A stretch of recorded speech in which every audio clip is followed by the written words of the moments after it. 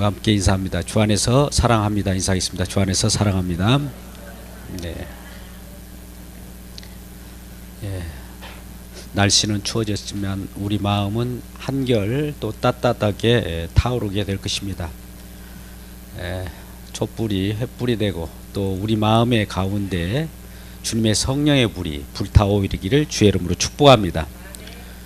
뜨거운 사랑으로 사랑합니다. 옆분하기 다시 한번 인사할까요? 뜨거운 사랑으로 사랑합니다. 시작.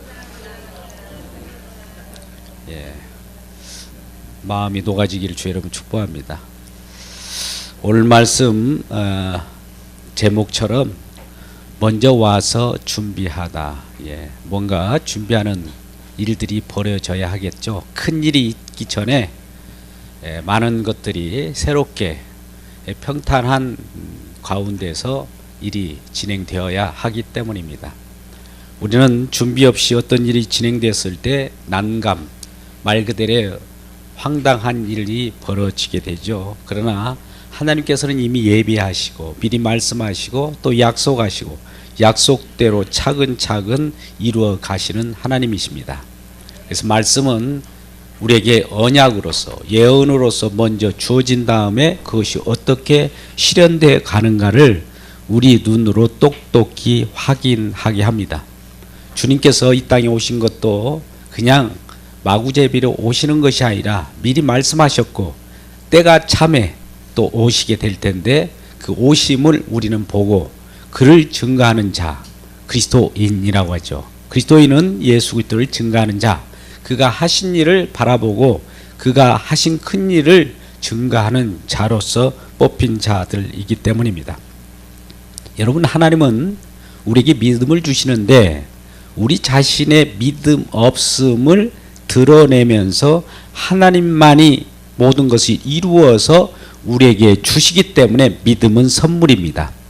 우리의 결단과 의지로 되어지는 것이 아니라 믿음은 하나님만이 하셔서 이루신 내용을 우리에게 전달했을 때 우리가 그것을 수납할 때 믿음을 얻었다. 이 믿음으로 구원을 받는다라고 하는 겁니다. 그러니 우리의 결심과 의지나 신념으로 되어지는 것이 아니고 믿음은 하나님의 선물입니다. 오늘 말씀의 내용의 5절에서 7절 말씀을 보시면 이와 같은 말씀을 합니다. 유대왕 헤롯 때에 아비야 반열의 제사장 한 사람이 있었으니 이름은 사가랴요 그 아내 이름은 엘리사벳이라. 헤롯 왕, 물론 헤롯 대왕입니다. 분봉 왕인데 이스라엘 지역의 그 왕 시기를 말씀하시면서 그 즈음에 사가랴라고 하는 아비야 반열 제사장, 또 아론 쪽에서 나타나는 엘리사벳이라고 하는 자, 제사장들의 부부가 살았다는 것입니다. 그들은 경건하였고 하나님의 규례와 계명대로 살았습니다. 의를 행하였습니다. 한 채 흠도 없이 경건하게 하나님 앞에 예배하고 하나님을 제사하는 그러한 자들이었습니다. 그런데 이러한 자들에게 흠이 있었다는 것이죠. 그 수치가 있었다는 겁니다. 부끄러움이 있었다는 겁니다. 그것은 바로 자식이 없었다는 겁니다. 오늘날 물론 자식을 우리가 생산하는 그 여부는 부모들의 그 생각에 따라서 달라질 수 있겠지만 그때는 자식이 어떤 큰 부모의 표상이고 또 그로 말미암아 자녀가 부모님을 대리하는 일들이 있었기 때문에 자녀는 부모님의 자랑이었습니다. 그런데 자녀가 없다는 것은 부모의 수치였고 또한 부끄러움이었기 때문에 자녀가 없다는 것은 하나님 앞에 어떻게 보면 저주를 받은 그런 것으로 여겨졌던 시대였습니다. 정말 하나님 앞에 신실하고 경건하며 또 흠이 없을 정도로 그렇게 예배를 잘 드린 자에게 왜 결과는 자녀들이 없느냐 이거죠. 문제가 있다는 것이죠. 많은 사람이 그렇게 보게 되는 것이죠. 그럴 때 이러한 자들에게 하나님께서는 어떤 일을 이루시는지 우리는 할 수 없으되 하나님만이 하시는 어떤 것들 제시하고 그 일을 시행하는 일들이 오늘 말씀에 나온다는 것입니다. 사가랴 제사장이 자기 차례가 되어서 이제 제비 뽑기로 그 성소에 들어갑니다. 이 당시는 다윗 왕 때 이하부터 그 24반차 그 제사장들이 성소에 들어가는 순번을 찾아가지고 24차례로 어떤 무리들로 하여금 들어가게 합니다. 이 당시에 제사장들이 약 한 2만여 명이 있습니다. 2만여 명이 성소에 들어가려고 하면 아무나 들어가지 못합니다. 한 사람씩 들어가야 되는데 2만여 명이 들어간다고 생각해 보십시오. 다 못 들어갑니다. 그래서 제비를 뽑아서 그 제사장 중에서 제비를 뽑아서 또 그 선택된 자가 성소에 들어가서 분향을 하게 되는 것이죠. 근데 마침 사가랴라고 하는 제사장이 제비를 뽑아 또 그 성소에 들어가는 행운을 얻게 되었던 것입니다. 물론 우리 제비는 우리가 뽑으나 결정은 하나님이 하십니다. 모든 것이 우연 같지만 필연적으로 역사하시고 필연적으로 일을 하시는 분은 하나님이셔요. 우리가 길을 갈 때에도 뭐 아무 생각 없이 간다고 할지라도 어떤 사건 사고가 일어나는 것도 그냥 일어나는 것이 아니라 하나님께서 만물을 주관하시고 또 움직이시고 운행하시고 지금도 일하시는 하나님의 섭리 아래서 저와 여러분이 살아간다는 사실을 기억하고 안심하시길 주의 이름으로 축복합니다. 그 당시도 마찬가지예요. 그래서 사가랴가 이제 분향을 하러 들어가게 되었죠. 근데 분향을 하는 과정 속에서 그 분향단 우편에 갑자기 천사가 나타나죠. 천사 이름은 가브리엘 천사입니다. 천사가 나타나서 사가랴에게 응답을 주는 겁니다. 응답을 주는 거예요. 내가 너의 간구함을 들었다. 네가 기도하는 모습을 들었다. 라는 겁니다. 그런 모습을 하나님을 대리해서 가브리엘 천사장이 와서 그 사가랴의 그 간구함을 듣고 응답하는 내용이 곧 너에게 아들이 있을 것이다. 그리고 그 아들이 어떤 일을 행할 것이라는 것을 말라기 4장 5절 6절 말씀을 인용해서 말씀하게 되는 것이죠. 자, 천사들이라도 구약의 어떤 말씀을 가지고 기억하게 하고 그것이 어떻게 이루어지며 이루어지는 현장 속에서 어떤 일이 어떻게 벌어질 것인가를 낱낱이 설명하는 그런 부분으로 봅니다. 저와 여러분도 하나님이 우리를 하나님을 믿는 백성으로서 하나님이 하실 본다면 그것을 보고 나 혼자만 간직한 것이 아니라 많은 사람들에게 그러한 일들 내가 보고 느끼고 또 경험한 하나님을 소개하는 저와 여러분 되시길 주의 이름으로 축복합니다.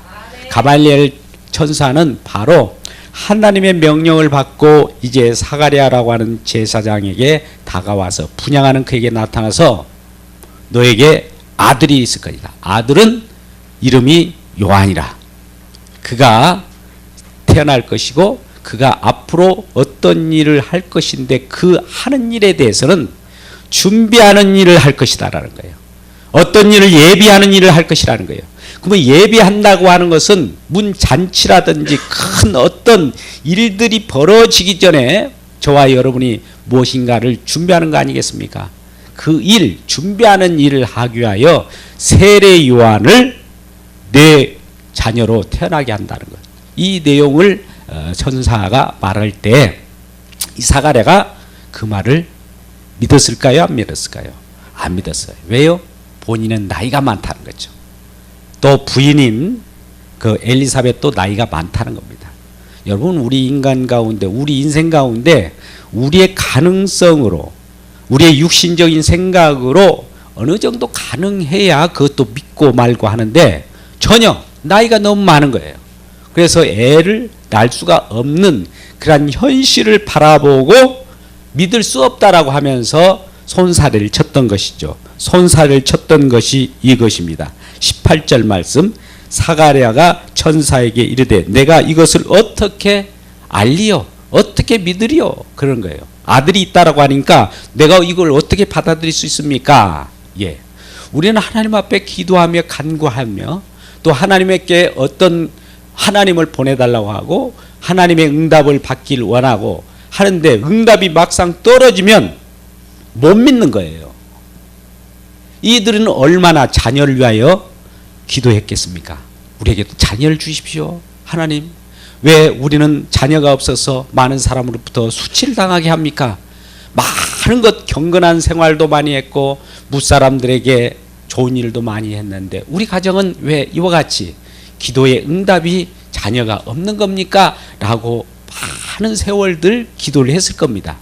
그런데 막상 나이가 젊었던 늙었던 하나님의 응답은 이제 떨어졌어요.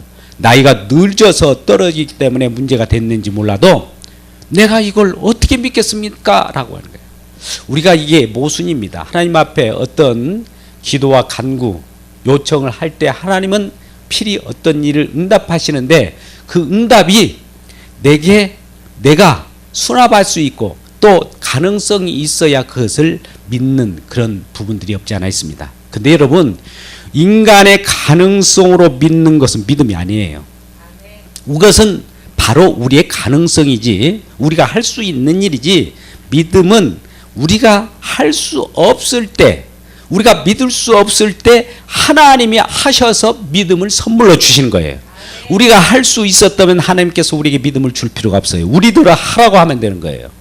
그런데 하나님께서는 우리의 믿음 없음을 여실히 드러내시고 하나님이 하셔서 우리에게 공급하시는 거예요. 그러니까 우리는 하나님 앞에 무력한 자로 존재하고 하나님은 성공한 자로 존재할 때 하나님만이 영광을 받으시게 되는 거예요. 만약 우리가 우리의 가능성 가지고 애를 낳고 하나님을 믿을 수 있는 그런 결단으로 믿을 수 있다면 우리의 가능성으로 믿는 것이죠. 우리가 믿는 것이잖아요. 우리 믿음이잖아요. 이 믿음은 가짜라 이겁니다. 그런데 이스라엘 백성들은 자기 스스로 자기 자만으로 자기가 할 수 있는 믿음으로 이렇게 결단으로 살아갔던 자들이었습니다. 이러한 하나님을 찾아가는 자기 결단으로 찾아가는 믿음이 하나님의 믿음과는 얼마나 다른가를 보여주는 것이에요. 우리는 우리가 생각하기에 우리의 납득할 만한 생각을 가지고 믿기도 하고 또 믿음을 버리기도 합니다.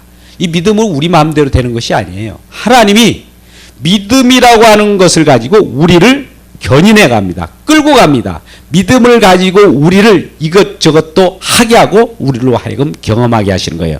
주체가 우리가 아니라 하나님이시라는 사실을 기억하는 저와 여러분 되시기를 주님의 이름으로 축복합니다. 이제 그 요한이라고 하는 아들이 태어날 것과 이 아이가 앞으로 해야 할 일에 대해서 말씀하시는데, 이 해야 할 일에 대해서 어떻게 말씀하시 14절부터 17절까지 말씀을 보겠습니다. 이 아이가 앞으로 어떤 일을 해야 될 것인가 같이 읽도록 하죠. 14절부터 17절까지 말씀입니다. 시작. 너도 기뻐하고 즐거워할 것이요 많은 사람도 그의 태어남을 기뻐하리니 이는 그가 주 앞에서 큰 자가 되며 포도주나 독한 주를 마시지 아니하며 모태로부터 성령의 충만함을 받아 이스라엘 자손을 주 곧 그들의 하나님께로 많이 돌아오게 하겠습니다. 또 그가 또 엘리야의 심령과 능력으로 주 앞에 먼저 와서 아버지의 마음을 자식에게 거스른 자를 의인의 슬기에 돌아오게 하고 주를 위하여 세운 백성을 준비하리라. 아멘. 방금 말씀을 읽었습니다만 뭔가 준비한다는 것이죠. 또 많은 백성들을 주께로 돌아오게 하고 아버지의 심정을 자식에게, 자식의 심정을 아버지, 아버지와 자식이 같이 살아가면서도 서로 어떤 경계선을 치고 살아갔던 그 시대입니다. 그러나 아버지의 마음이 아들에게 전달되고 아들의 마음이 아버지에게 전달된다면 서로 소통하는 관계가 이루어진 거예요. 구약에 우리가 에베소서 5장에서도 말씀한 바와 같이 내 부모를 공경하라 라고 하는 말씀을 하죠. 왜 그럴까요? 왜 공경하라고 합니까? 효도하라고 하는 겁니까? 아니죠. 이스라엘 백성들은 아버지, 부모가 자녀들에게 말씀을 가르쳤기 때문에, 말씀을 지고 말씀을 가르쳤기 때문에 그 말씀 때문에 자녀는 말씀을 받기 위하여 부모를 공경하는 거예요. 그래서 부모를 공경하라고 하는 것은 하나님의 말씀을 얻어먹고 말씀대로 살기를 바라는 마음에서 부모를 공경하라고 하는 것이지 부모에 효도하라고 하는 뜻으로는 다릅니다. 물론 부모에게 효도도 하십시오. 그러나 성경 속에 나오는 부모와 자녀의 관계는 하나님의 말씀의 소통 관계예요. 오늘날도 우리가 우리 인류의 조상으로부터, 물론 믿음의 조상으로부터 우리가 믿음이 전달 자녀에게 전달 받아서 우리에게도 그 믿음이 도달하는 거예요. 또 누군가가 하나님의 복음의 말씀을 전 세계적으로 땅 끝까지 증거하기 때문에 그 말씀이 우리에게 도달되어서 우리가 받고 그 말씀에 의해서 하나님을 알았다는 것이죠. 말씀을 알았다는 겁니다. 누가 전달해 줬습니까? 물론 우리의 믿음의 부모, 먼저 믿은 자가 부모예요. 먼저 믿은 자가 우리에게 말씀을 전달하기 때문에 그 말씀을 우리가 수납하고 받아들일 때 우리가 살아나고 생명을 얻고 구원받은 역사가 있기 때문에 서로 이와 같이 회복되는 역사를 말하는 것입니다. 이런 일을 예비하기 위하여 세례 요한을 보냈다는 것이고, 그는 주 앞에서 큰 자가 되며 포도주나 독주를 마시지 않는 나실인 구별된 자라는 거예요. 구별된 자로 올 것이고 이스라엘 자손을 그의 하나님께로 되돌아오게 한다. 되돌아온다는 것은 회개한다는 것이죠. 이스라엘 백성들이 뭔가 잘못된 길로 가고 있는 겁니다. 하나님의 말씀을 받은 자로서 하나님 말씀대로 살아야 되고 하나님 말씀이 지배하는 대로 살아야 되는데 말씀을 오히려 내가 이용해요. 오늘날도 그러지 않습니까? 성경 말씀을 이용하면서 자기의 치부나 자기의 욕망을 추구하는 자들이 많이 나타났습니다. 교회 가운데도 하나님 말씀에 지배받기보다도 하나님의 말씀을 따라서 하나님 말씀을 어떻게 이용할 것인가, 내 성공을 위하여, 내 치부를 위하여 성경을 이용하는 자가 있더라는 거죠. 하나님도 마찬가지입니다. 하나님이신 그 말씀 그 자체이신 그분을 내가 이용해서 하나님을 수단으로 하고 내가 주체가 되어서 나의 욕망을 추구하는 그런 자들이 교회에도 많이 나타난 거예요. 이 당시도 이스라엘 백성들이 그랬어요. 하나님 말씀이 주어지면 말씀을 이용해서 무엇이든지 자기의 치부의 수단을 가져왔고 많은 주변에 있는 백성들을 억압하고 그들을 딛고 섰던 겁니다. 그러니 얼마나 힘들고 고달픈 세월이 되었겠습니까? 그 기간이 말라기 선지자가 말하기를 약 400년 동안 계속된 거예요. 하나님도 말씀으로 우리에게 나타나지 않고 침묵하는 거예요.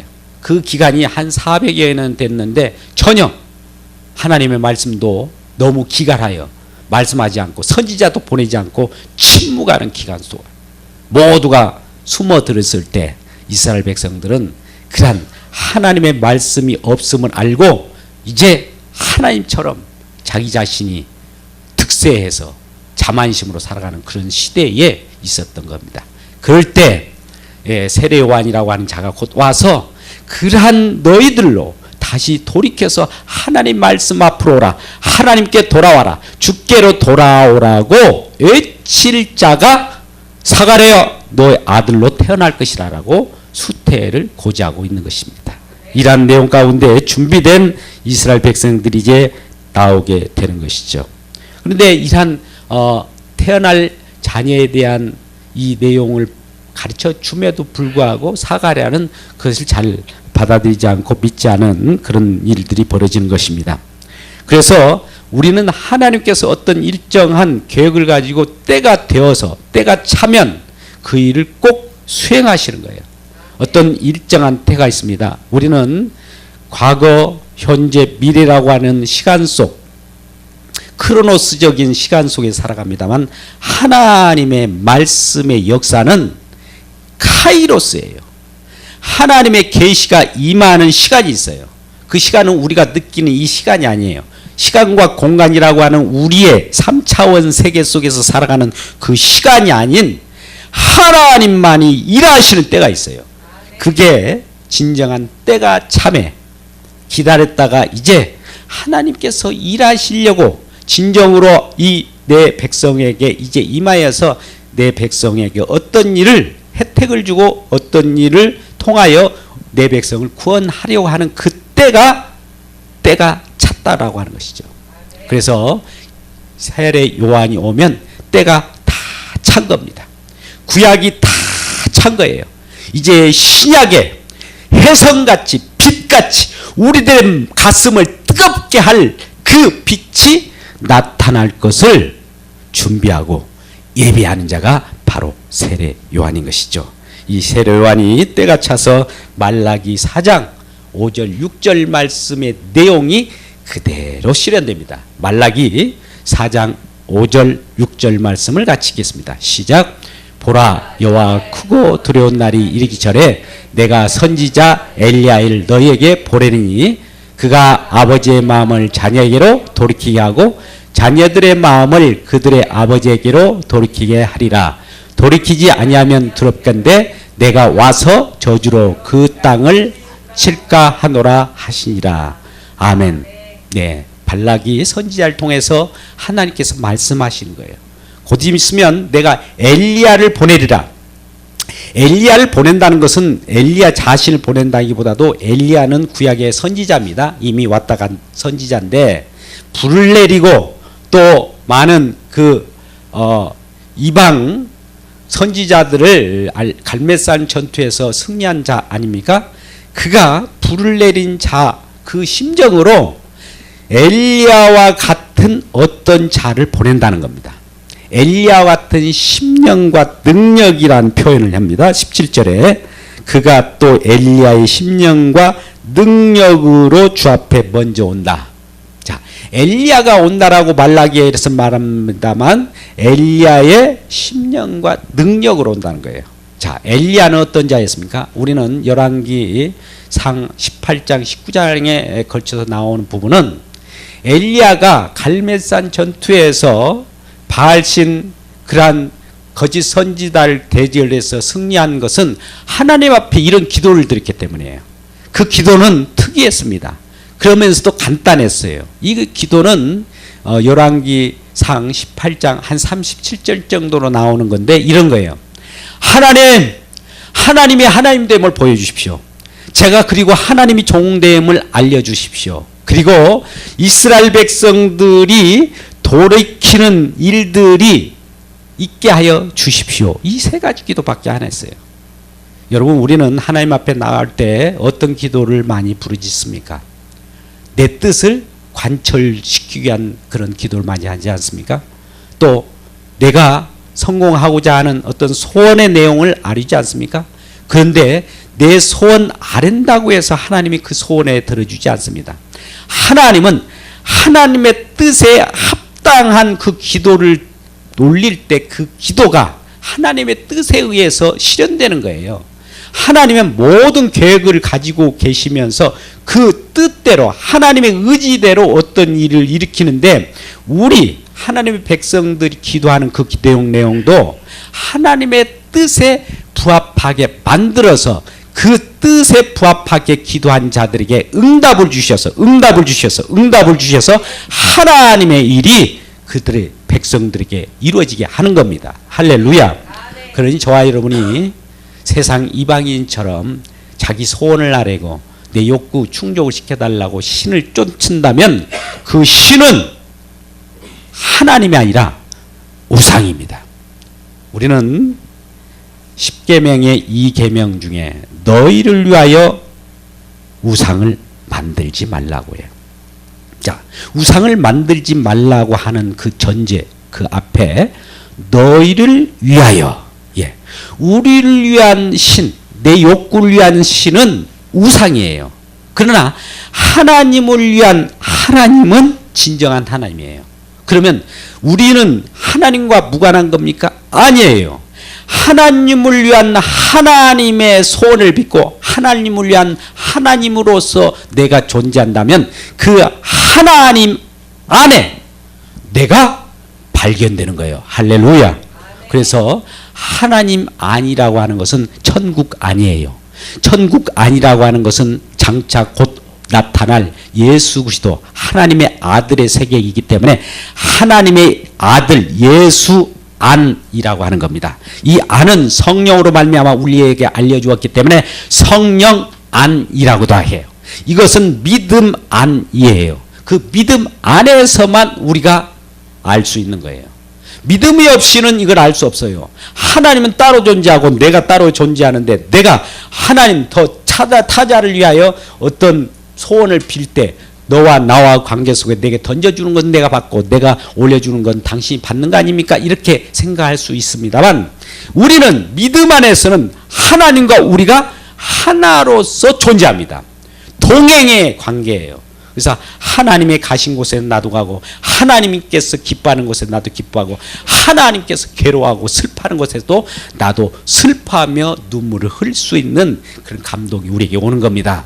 그래서 하나님의 아픔의 마음은 우리에게도 저절로 우리에게 들려지게 되고, 우리 주변의 많은 이웃들을 생각할 때마다 하나님이 그들을 향한 마음이 우리에게도 돌아오기 때문에 이웃을 향하여 바라볼 때 그들에게도 눈물을 흘릴 수 있는 거예요. 고통을 당하는 자, 신음하는 자를 향하여 바라볼 때 하나님의 마음을 동일하게 내도 갖고 있기 때문에, 여러분도 갖고 있기 때문에 그들을 바라볼 때 우리 마음 가운데는 심령이 상한 심령으로 그들을 향하여 기도할 수 있게 되는 겁니다. 그럴 때 엘리야의 기도처럼 하나님이 하나님됨을 보여주시고, 하나님만이 모든 일을 하신다는 것을 알려주시고, 또 내가 그 하나님의 종으로서 하나님이 하라면 하고 멈추라면 멈추고 할 수 있는 하나님의 뜻에 의해서 말씀에 지배받는 하나님의 자녀임을 알게 해 주십시오. 그리고 이스라엘 백성, 하나님의 백성이라면 하나님 말씀 안으로 다시 되돌아오게 해 주십시오. 이 세 기도밖에 하지 않았어요. 그런데 이러한 기도를 할 때 거짓 선지자들 앞에서 갈멜산 전투에서 제단에 불이 내리게 됩니다. 불이 내릴 때 그 나무가 타고 돌이 타고 흙이 타고 도랑마저도 그 불이 핥아버리는 놀라운 은혜가 있게 되는 것이죠. 그래서 하나님의 일한 자, 하나님의 일한 자들의 편임을 우리가 기뻐하며 즐거워하는 저와 여러분 되시기를 주님의 이름으로 축복합니다. 우리 18절 말씀에 그래서 사가랴가 하나님이 일한 일들을 하신데도 불구하고 믿지 못한다는 것은, 우리가 하나님 앞에 기도하면서도 엉뚱한 기도를 하고 있어요. 엉뚱한 기도를 하고 있는데도 불구하고 하나님은 우리가 엉뚱한 기도를 한다고 할지라도 옳게 하나님께서는 변화시켜서 하나님의 뜻을 이룹니다. 우리는 로마서 8장 26절에 28절까지 말씀 보면 우리는 마땅히 빌 바를 알지 못한다고 그래요. 우리는 기도할 줄도 모른다라고 하나님께서 알아요. 그렇기 때문에 성령을 보내서 성령이 탄식함으로 우리를 위하여 대신 기도도 해요. 예수님께서 저와 여러분은 하나님의 자녀라면 대신 기도해 주시는 분이 계세요.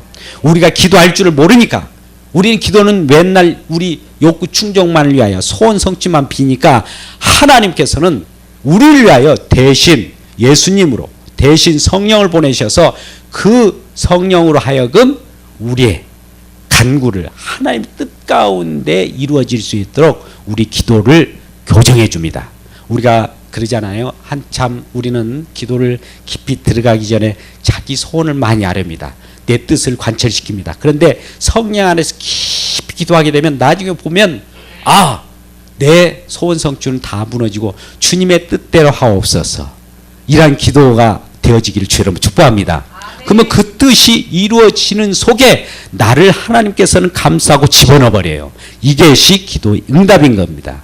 이러한 응답을 많이 받고 살아가는 저와 여러분 되시기를 주의 이름으로 축복합니다. 그래서 말라기 4장에 대한 어떤 예언의 내용이 지금 성취되는 그 현장을 보게 됩니다. 그 성취된 현장을 어떻게 보느냐? 주의 길을 예비하는 자라고 하는 것이죠. 이사야 선지자도 이렇게 말씀합니다. 선지자가 말하기에 광야에 외치는 자의 소리로서 누군가가 올 것이라고 그래요. 이 광야에 외치는 자의 인격이라는 말도 안 했어요. 광야에 외치는 자의 어떤 분이라고도 얘기하지 않았어요. 외치는 자의 소리. 어떻게 보면 칭찬할 만한 것도 없는 거예요. 그냥 소리일 뿐이요. 지나가는 소리예요. 세례요한이 앞으로 장차 그런 자라 온다는 거예요. 광야에서 무엇인가 외칠 겁니다. 그 외치는 소리만 들릴 뿐이에요. 그런 사라질 거예요. 그 존재, 세례요한이라고 하는 우수성을 우리가 드러낼 필요는 없어요. 그가 말하는 소리에 귀를 기울이는 저와 여러분 되시기를 주님의 이름으로 축복합니다. 하나님 말씀에 귀를 기울여야지 하나님 말씀을 증거하는 저를 높일 필요는 없어요. 제 입에서 나오는 하나님 말씀, 그 하나님이 존중히 여겨야지 제 자신을 여러분들이 칭송할 필요는 아무것도 없단 말이죠. 세례 요한도 마찬가지예요. 그는 마태복음 11장 11절 말씀 보니까 여자가 낳은 자 중에 가장 큰 자라고 했어요. 가장 큰 자. 그러나 천국에서는 어떤 작은 자라도 그보다 세례 요한보다 크다라고 하는 거예요. 그러니까 세례 요한은 구약의 선지자, 율법과 선지자를 대표해서 엘리야가 나타났는데 엘리야를 대신해서 마지막 때에 다시 한번 엘리야의 심정과 능력으로 세례 요한이 나타난 겁니다. 자, 이 말은 엘리야의 역할을 이제 세례 요한이 받아서 그 역할을 해주는 거예요. 그래서 그가 와서 곧 앞으로 어떤 큰 일이 일어나고 기쁜 소식이 임할 텐데 그것을 미리 와서 준비합니다. 준비하러 오시면서 준비가 다 되었을 때 어떤 자가 오는데 그 자를 향하여 저 세상 죄를 지고 가는 어린 양을 보라 이렇게 가르치는 그 역할을 하고 사라지게 됩니다. 아까 마태복음 11장 11절 이하의 말씀을 잠깐 언급했습니다만 12절 13절에 보면은 천국은 그리하여 침노를 당하나니 침노하는 자의 것이다. 세례 요한으로부터 지금까지 천국은 침노를 당한다 이런 말씀합니다. 여러분 세례 요한이 구약의 마침이에요. 율법의 마침이에요. 어떻게 보면 행위적인 신앙인 것은 모든 것을 끝장을 내는 것이 세례 요한입니다. 세례 요한이 와서 이제 새로운 빛, 우리에게 다가올 생명의 빛을 이렇게 가리키면서 빠져주면 이제 누군가가 이 세상에 나타날 자가 혜성같이 빛같이 직접 이 땅으로 내려오실 자가 계실 겁니다. 그 날이 곧 대기하고 있던 거예요. 그 날이 곧 때가 되매예요. 하나님은 이 땅의 어둠 가운데 있을 때 어둠 속에서 많은 하나님의 백성들이 자기 사이리 사욕과 범죄 여러 가지 거짓 것들을 행하고 있을 때 가만히 침묵하고 계시다가 이제 참을 대로 참았어. 내가 내려가서 내 백성을 찾을 거야 라고 하면서 그 아들을 보내셨으니 그 아들 이름이 예수라고 하는 그 이름으로 이 땅에 보내지게 되는 거예요. 이게 바로 성육신입니다. 성육신은 말씀이신 하나님이 말씀 자체가 육신이 되어서 이 땅에 데려오시는 거예요. 그분이 바로 예수님입니다. 예수님이 이 땅에 내려오실 때는 이 땅에 많은 어둠은 물러가고 이제부터는 하나님의 나라, 침노되는 그 나라가 우리들 마음 가운데 심겨주고 그동안에 아무리 우리의 광장에 가서 촛불을 또는 횃불을 든다 할지라도 우리 마음 가운데 진정한 빛이 들어버리면 그 나라 천국에서 하나님과 더불어 기쁨의 경주를 할 수 있는 그런 날이 온다는 겁니다. 이러한 날을 기대하며 기뻐하기를 주의 이름으로 축복합니다. 그래서 이러한 모든 것들이 우리들에게는 자식 없는 것이 수치로 느껴졌지만 그 당시에 그 수치가 이제는 다 사라지게 되는 거예요. 하나님 없음은 수치예요. 여러분 믿음 없는 생활은 수치입니다. 예수 안 믿는 그 자체는 사실은 수치예요. 그러나 예수님을 믿을 때 또 하나님을 만날 때 이 수치를 다 물러가게 하고 자식을 탄생하게 하는 내용이 25절에 나타납니다. 25절 주께서 나를 돌보시는 날에 사람들이 내 부끄러움을 없게 하시려고 이렇게 행하셨다. 처음에 요약합니다. 이 사가랴나 엘리사벳에게 그들은 경건한 자들이었는데 아들이 없었어요. 아들이 없으는 것은 하나님께서 먼저 없음으로부터 시작합니다. 모든 일은 없음, 무에서부터 유로, 없는 데서 있게 하시는 하나님의 능력을 보여주기 위하여 그러한 없음으로 먼저 나타납니다. 저와 여러분의 행여나 어떤 이 세상에 살 때 힘들고 어렵고 없음으로 나타난다면 곧 하나님의 하실 일을 보여주기 위한 전조 작업이에요. 정지 작업입니다. 이제 땅을 평평하게 정지 작업을 한 다음에 그곳에 하나님의 나라를 세워서 그 나라 백성으로 저와 여러분을 입성시키고 천국 백성 만드시려고 하는 하나님의 일하심이심을 알고 그 수치에서 벗어나며 기쁨의 찬송을 부르는 저와 여러분 되시길 주님의 이름으로 축복합니다.